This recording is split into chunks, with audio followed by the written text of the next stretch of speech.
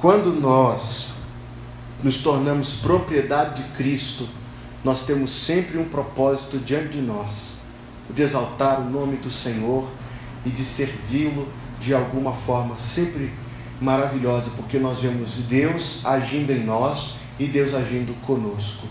Hoje de manhã eu quero falar um pouco sobre isto. Aí na sua Bíblia, o verso número 8, Efésios 4, verso número 8, diz que quando ele subiu às alturas, levou cativo o cativeiro. O Senhor Jesus foi exaltado por Deus e dominou sobre tudo aquilo que antes era domínio do pecado. Ele tomou o cativeiro como seu cativo. E aí a gente começa a pensar a partir dessa expressão seguinte: e concedeu dons aos homens. Deus tem propósitos. Deus tem propósitos por meio do que faz em nós, conosco, por meio de nós. Quando a gente segue a leitura desse texto, a gente vê lá no verso 12 que Deus tem vistas ao aperfeiçoamento dos santos. Isto é um propósito de Deus para a nossa vida. Verso 14, para que não sejamos mais como meninos agitados de um lado para outro e levados ao redor por todo vento de doutrina. Quer dizer, é um outro propósito de Deus, não somente que nós sejamos aperfeiçoados em Cristo, mas firmes naquilo que a palavra de Deus ensina, tendo clareza, meus irmãos, tendo clareza, minhas irmãs, sobre o que é ensinamento e preceito da palavra do Senhor. Verso 15 e 16, seguindo a verdade em amor, cresçamos em tudo naquele que é o cabeça, Cristo. Quer dizer, tem um propósito de Deus posto para nós, irmãos. Propósito de que por meio da minha parte, da sua parte, a igreja de Deus, nossa igreja, mas é claro que todo o cristianismo, por isso, seja abençoado, seja feito fortalecido. Deus haja por meio de mim, por meio de você, pelo bem disso aqui que nós compartilhamos no Senhor. É extraordinário quando pensamos nessas coisas, mas para isso Ele concedeu dons aos homens. Os dons não são dados, irmãos, como recompensas. Passou por muitas lutas na vida, você vai ganhar uma medalha espiritual, vai ganhar um dom. Não. Os dons tampouco não são enfeites que Deus pendura na gente. Dons são capacitações espirituais que o Espírito de Deus efetua em nós para alcançarmos estes propósitos do Senhor. Veja que existem alguns dons em particular. Verso 11. Tem a sua Bíblia aí? Capítulo 4, verso 11. Ele mesmo, Ele, Jesus Cristo, concedeu uns para apóstolos. Quem foram os apóstolos? Veja que eu não perguntei quem são, mas quem foram. Os apóstolos foram as testemunhas oculares da ressurreição. Foram homens escolhidos por Deus para dar prova viva de que Jesus Cristo tinha de fato ressuscitado dentre os mortos. Isso em primeiro lugar. Quando você liga a TV e aparece um moço lá de chapéu e ele diz que ele é apóstolo, ou ele tem uma idade extremamente avançada e inexplicável, ou ele não é um apóstolo. Apóstolos são testemunhas oculares da ressurreição. Apóstolos são pessoas escolhidas pessoalmente por Jesus. Foram pessoas escolhidas pessoalmente por Jesus para fazer essa obra. Quando nós lemos lá o grande encontro de Paulo com Cristo, eu fico admirado com os detalhes do texto, porque o texto diz que os companheiros de Paulo ouviram a voz, mas não viram ninguém. Deus preveniu que eles fossem testemunhas oculares da ressurreição. Tiveram um encontro com Cristo, não resta dúvida, mas não foram testemunhas oculares. Paulo foi. Paulo foi designado por Cristo para ser um apóstolo. Em terceiro lugar, os apóstolos foram os homens que Deus usou para que este livro, a segunda parte dele em particular, chegasse até nós. Esse livro está completo, meus irmãos? Sim. Será que a gente consegue achar assim, Bíblia Sagrada, segunda edição, aumentada? Misericórdia. Se você achar uma Bíblia dessa, não se fie por ela. Traz para mim, porque eu tenho um estoque de Bíblias que foram retiradas da circulação. Testemunho de Jeová principalmente. A Bíblia é nos dada completa. Foi a obra que Deus confiou aos apóstolos para fazer. Paulo, Pedro, outros que participaram da redação do Novo Testamento foram escolhidos por Deus como testemunha da ressurreição. Tem apóstolo hoje, gente? Que bom que não.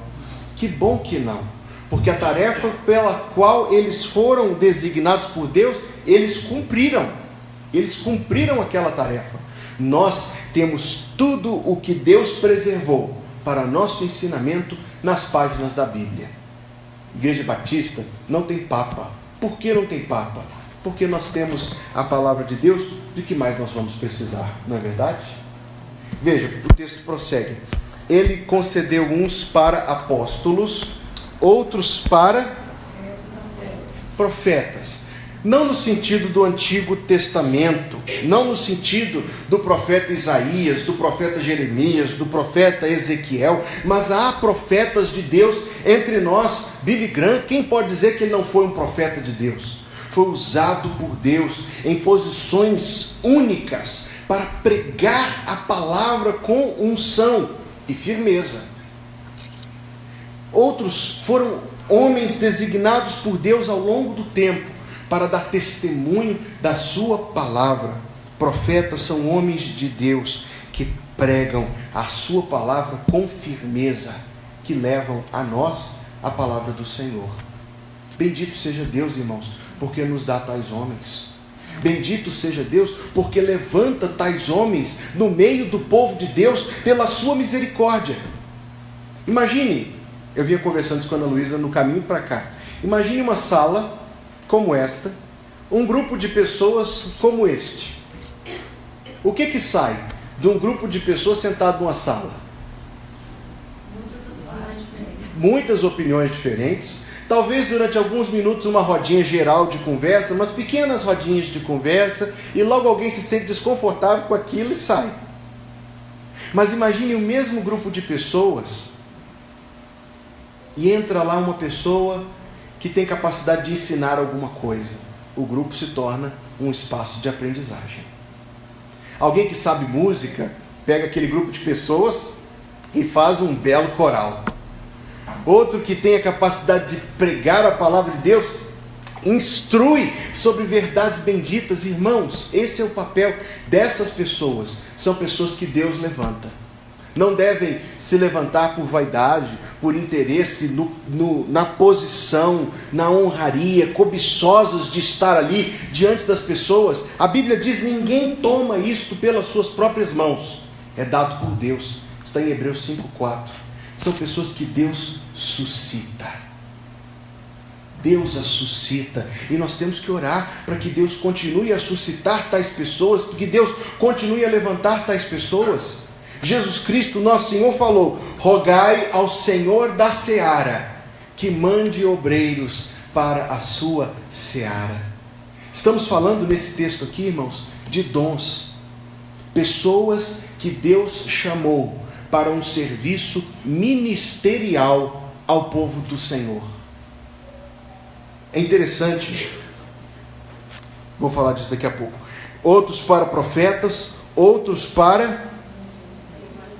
Não resta dúvida, irmão, que todo crente do Senhor tem o dever de levar a mensagem do Evangelho para quem não conhece Jesus Cristo. Você é capaz de fazê-lo. Você conhece a Cristo? Você é salvo por Cristo? Você passou da morte para a vida? Você nasceu de novo? Cristo te tirou das trevas para a luz? Você tem o Espírito Santo? Não precisa de mais nada para falar de Jesus, para contar: Cristo veio entre nós, Deus e homem, morreu por nós na cruz, ressuscitou para nossa salvação, e todo aquele que crê no Senhor Jesus será salvo. Não é preciso de muito. Oportunidades você as tem imensas e inúmeras. Enquanto eu li esse texto, eu me lembrava de ter ouvido há alguns anos a história e talvez você conheça, porque essa história é bem conhecida, do moço que era zelador do Seminário Batista do Rio de Janeiro, Seminário do Sul do Brasil, e ele era zelador do seminário e saiu para fazer compras, e voltando para o seminário caiu uma chuva, e na hora que começou a chover ele pegou um táxi para poder ir para o táxi. Meu pai, Hélio, taxista, pegou um táxi para poder voltar. O seminário lá no Rio, próxima vez que for ao Rio, vá lá, fica no alto de uma colina. Então, quando desceu a colina, o taxista estacionou de frente à capela do seminário. Na capela daquele seminário estão pintadas 3 palavras em grego. E o grego, você já viu, tem um alfabeto diferente do nosso. Está escrito Kerissoton Logon, quer dizer, prega a palavra. O taxista viu aqueles rabiscos estranhos e perguntou para o zelador: o que está escrito ali? Ele rapidamente respondeu: porque Deus amou o mundo de tal maneira que deu seu Filho unigênito para que todo aquele que nele crê não pereça, mas tenha a vida eterna. O moço falou: isso tudo? Ele respondeu: é hebraico, é assim mesmo.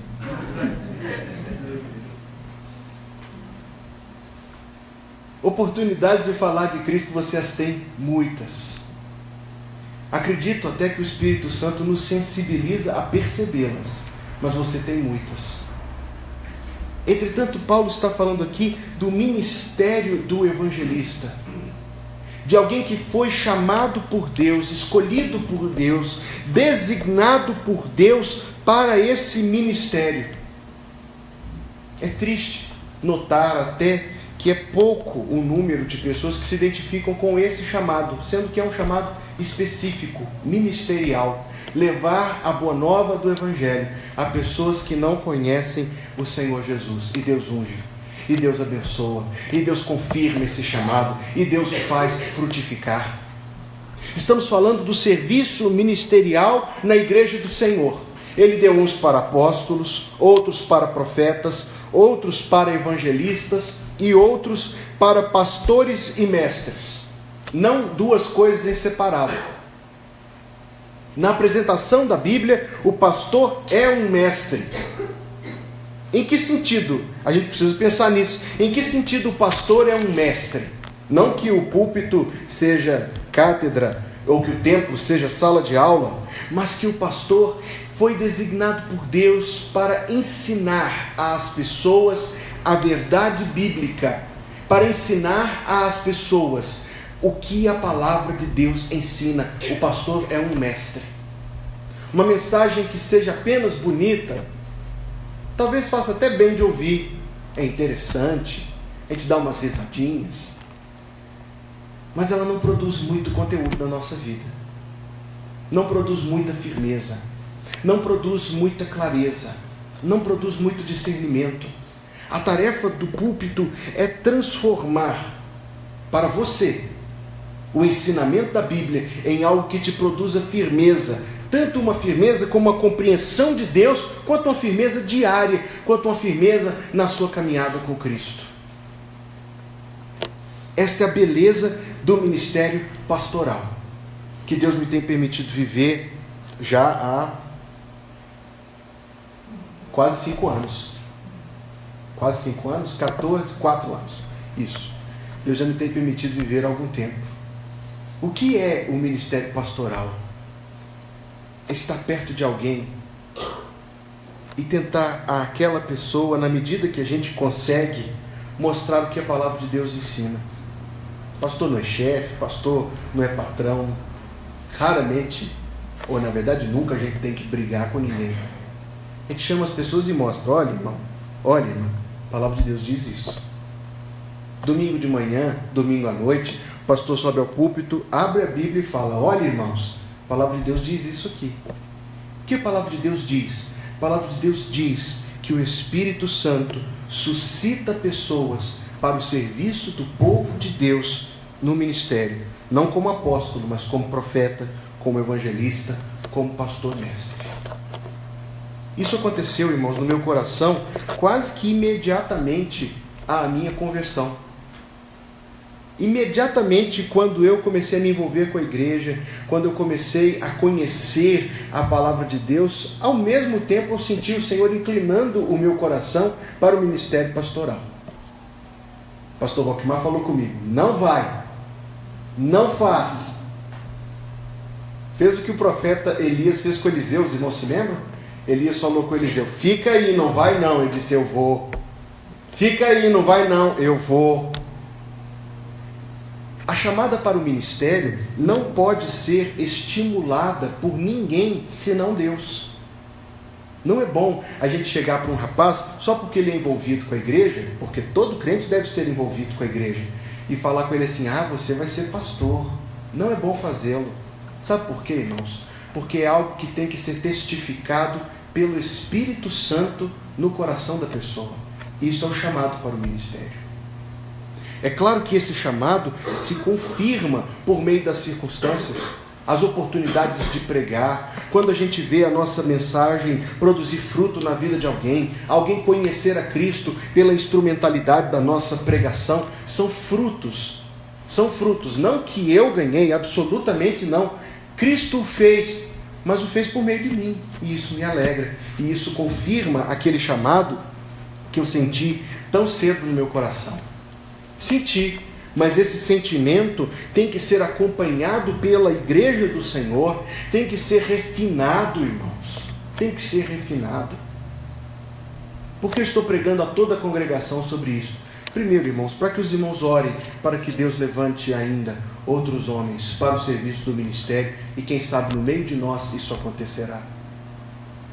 Algo espiritual, misterioso e maravilhoso, mas se Deus o fizer, que alegria será para o nosso coração. E nós devemos, como igreja do Senhor, não somente isso, mas como igreja do Senhor, nós temos que desejar que isso aconteça e propiciar que isso aconteça.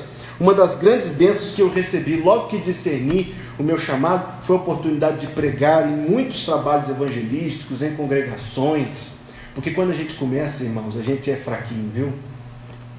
Não que esteja muito melhor, mas no começo consegue ser bem ruimzinho. Mas a gente é dado a oportunidade para refinar, para fazer experiência, para aprender. E a igreja tem que ter, irmãos, espaço aberto. Quando começa no mês de agosto, o mês da juventude, é um grande espaço que a igreja dá para os jovens da igreja ocuparem o púlpito. E quem sabe dentro desses, Deus chamará para o ministério. Que bênção, que alegria seria no nosso coração. Quantos homens a gente conhece que foram encontrar o seu chamado para o ministério com 40 anos, com 50 anos, com 60 anos? Viu, Demilson? O que eu fiz, irmãos, não se deve fazer. É o Espírito Santo que coloca o chamado para o ministério no coração da pessoa. Tais pessoas são dons de Deus para a sua igreja. E aqui eu não estou querendo puxar sardinha. Estou querendo ensinar aos irmãos um preceito bíblico. Tais pessoas são dádivas de Deus para a sua igreja. No mesmo cômodo onde tem um grupo de pessoas, se entra alguém para incitar uma agitação, a agitação acontece. E diz assim: está ruim demais isso aqui, vamos fazer, vamos tacar fogo, vamos destruir. Se entra alguém que diz assim: não, vamos construir, vamos fazer algo de bom. A pessoa que é enviada por Deus, para ensinar a sua palavra, para apontar o caminho certo, essa pessoa é uma dádiva de Deus, é um dom de Deus, é um presente de Deus para o seu povo. Nós nos lembramos que entre o livro de Malaquias e o evangelho de Mateus passaram-se 400 anos em que não houve ao povo de Israel um profeta sequer. Não resta dúvida que surgiram muitos pretensos profetas. Eu sou profeta, eu tenho aqui a palavra do Senhor, mas não tinham. Deus silenciou-se para aquela gente. Quando Deus envia alguém que prega a sua palavra, quando Deus envia alguém usado, ungido pelo Espírito Santo para dirigir o povo do Senhor, tal pessoa é um dom de Deus, uma dádiva de Deus à sua igreja. A igreja tem que saber reconhecer isso, buscar isso do Senhor e permitir que isso aconteça. Mas eu preciso continuar. Há os dons ministeriais, e eu já falei deles, mas há outros dons, e aqui eu não pude falar do chamado específico para missões, do chamado específico para o diaconato, do chamado específico para outros serviços na igreja. Numa outra oportunidade certamente eu tratarei desse assunto, mas eu preciso falar sobre a forma como os irmãos, não aqueles que foram chamados para o ministério, mas a membresia da igreja também recebe dons espirituais da parte do Espírito Santo para fazer a obra de Deus. Lá no Antigo Testamento, no livro do Êxodo, talvez eu chegue a falar disso na quarta-feira, Deus levantou dois homens para confeccionar os itens do tabernáculo, ou pelo menos para coordenar a confecção. Quando a gente leu o livro do Êxodo, a gente ficou impressionado com a quantidade de detalhes, não é verdade, irmão G? Porque fala que tinha que ser uma cortina azul de tal tecido, e outra branca de tal tecido, e outra vermelha de tal tecido, tecidas com fios de ouro no meio, com tais bordados, a descrever anjos. A Bíblia não tem desenho. Eu tenho uma Bíblia que tem desenho, mas não são desenhos originais. A Bíblia não tem desenho, foi algo que Deus revelou. Como aqueles... Quem de nós nunca imaginou como eram os serafins da Arca da Aliança? Ele fica pensando, qual será o aspecto daquelas criaturas? Não sei, a Bíblia não tem desenho. Eles sabiam. Entretanto, para cumprir tudo isso que envolvia metalurgia, ourivesaria, envolvia marcenaria, envolvia serralheria e envolvia costura, como é que fala? Costura. Confecção. Alfaiataria para roupa, né? Deus deu àqueles dois homens o Espírito Santo. Eles se chamavam Bezalel e Aholiabe. Quem ainda vai ter filhos aí? Estão dadas duas sugestões. Bezalel da Silva dos Santos e Aholiabe...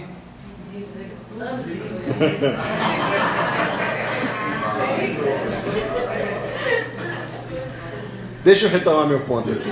Então, eles receberam da parte de Deus, o Espírito Santo para ajudá-los, para trabalhar por meio deles e com eles para a execução do propósito do Senhor. Eu disse aqui, irmãos, que nós fomos comprados por Cristo para servir a Cristo e para servir a nossa igreja. Agora eu quero dizer aos irmãos que Deus não nos deixa desamparados diante dessa tarefa. Deus nos dá o Espírito Santo, o qual nos capacita a fazer aquilo que Deus quer que façamos. É extraordinário, é maravilhoso e é bendito. Quando a gente recebe o Espírito Santo, vou gastar 10 minutos com isso. Lá em Efésios 1, abra aí, verso número 13.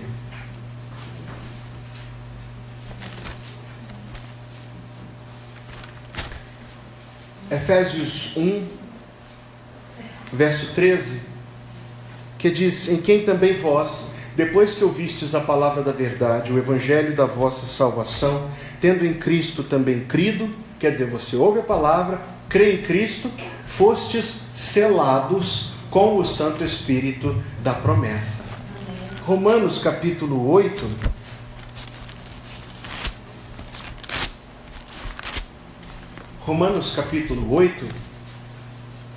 assim nos propõe. Verso número 9.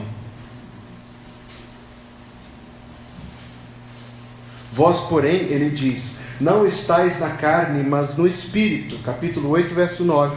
Se de fato o Espírito de Deus habita em vós. E se alguém não tem o Espírito de Cristo, esse tal não é dele. Você é de Cristo?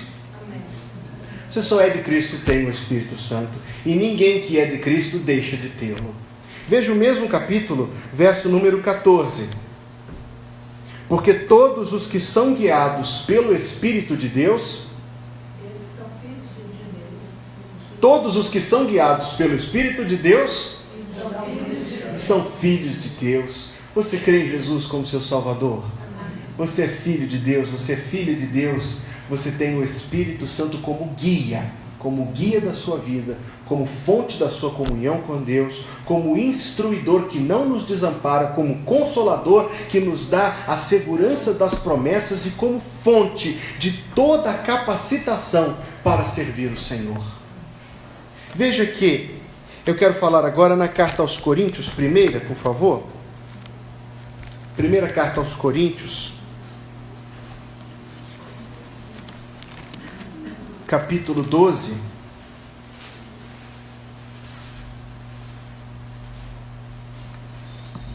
Primeiro aos Coríntios, capítulo 12.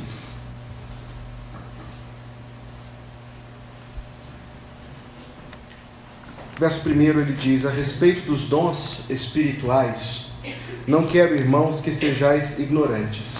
Sabeis que outrora, quando éreis gentios, deixáveis conduzir-vos aos ídolos mudos, segundo éreis guiados. Verso 3. Por isso vos faço compreender que ninguém que fala pelo Espírito de Deus afirma anátema Jesus. Por outro lado, ninguém pode dizer Senhor Jesus, senão pelo Espírito Santo. Ele é a força que nos atrai a Cristo e que propicia a nossa conversão. Verso 4. Ora, os dons são diversos, mas o Espírito é o mesmo. E também há diversidade nos serviços, mas o Senhor é o mesmo. A palavra serviço é empregada no verso 5, é a raiz da nossa palavra em português, ministério. E é interessante como essa palavra ministério às vezes é usada com uma pompa tremenda, né? O ministério disso, o ministério de fulano. A palavra ministério significa apenas serviço, utilidade, emprego. Ora, se alguém propondo ser útil não é útil, abandonou o ministério. Se alguém propondo servir não serve, abandonou o serviço. Nós temos a ajuda do Espírito Santo, tanto quanto servimos o Senhor. Dons, eu digo novamente, não são medalhas que Deus outorga. Vou pendurar aqui um brochinho aqui de reconhecimento, de honra ao mérito. Não, pelo contrário. Dons não são coisas com as quais a gente termina, mas coisas com as quais a gente começa. O ponto de partida do serviço do Senhor, do serviço ao povo de Deus e à nossa igreja, é a capacitação que o Espírito Santo nos dá. Prossigo. Verso 6, ainda no capítulo 12. Há diversidade nas realizações, mas o mesmo Deus é quem opera tudo em todos. A manifestação do Espírito é concedida a cada um visando a um fim proveitoso. Tudo que o Espírito de Deus opera, irmãos, é útil. E mais do que útil, é algo que visa a edificação do povo do Senhor. Alguém diz que tem um dom. Aliás, permita apenas fazer um parêntese, nem é do meu costume fazer isso, mas no mundo evangélico existe todo tipo de deturpação da doutrina dos dons espirituais. Eu conheci uma senhora, minha mãe também conheceu, que ela tinha o dom de fazer oração que fazia as pessoas emagrecerem. Não acho que prestou para mim, não. Irmãos, esse tipo de ideia é uma ideia estapafúrdia. Estapafúrdio significa absurdo, para não dizer ridículo. Não é bíblico, não é oriundo da palavra de Deus. Esse dom você pode vasculhar a Bíblia, você não vai encontrá-lo. Em segundo lugar, eu me lembro bem que era uma pessoa que cobrava para fazer as suas orações. Também uma oração dessa, não é verdade? Irmãos, dons têm que ser úteis para a coletividade do povo de Deus. Somente são dons se prescritos na Bíblia como tal. Dons são úteis não para mim, mas para o povo todo do Senhor. O apóstolo quer deixar isso claro, irmãos, porque lá na frente, e esse não é nosso assunto hoje, ele fala a respeito de uma prática específica lá em Corinto, e diz assim: quem faz isso, edifica a si mesmo. Ora, se edifica a si mesmo, irmão, não é do Espírito Santo. O Espírito Santo é aquilo que age por meio de nós para a edificação do todo. É útil, é coletivo, é algo que atua. Veja só, verso número 8. porque a um é dada, mediante o Espírito, a palavra da sabedoria, e a outro, segundo o mesmo Espírito, a palavra do conhecimento. A outro, no mesmo Espírito, a fé. E a outro, no mesmo Espírito, dons de curar. Talvez a gente possa falar disso numa outra ocasião.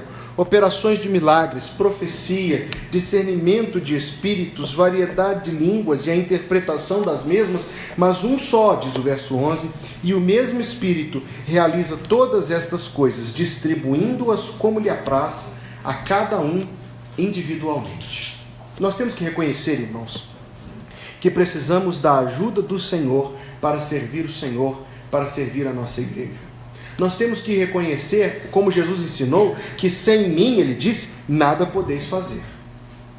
Às vezes alguma pessoa fica indagando, será que eu tenho dons? Ou qual é o meu dom? Não faça essa pergunta não é a pergunta certa. A pergunta certa é, sirvo eu ao Senhor? Sirvo eu ao povo do Senhor? Contribuo eu com o crescimento da minha igreja onde estou servindo? A ideia hipotética de servir lá nas selvas da África, que nunca precisa ser trazida à realidade, é diferente, é até bonitinho.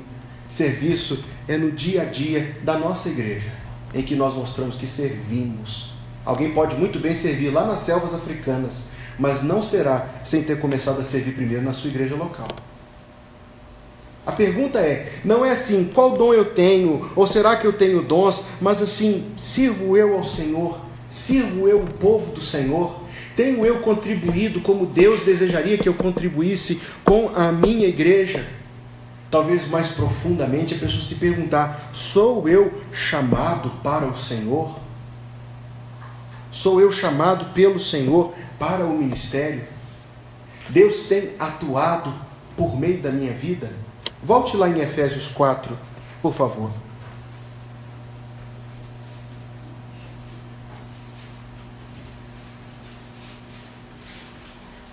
Efésios 4, novamente.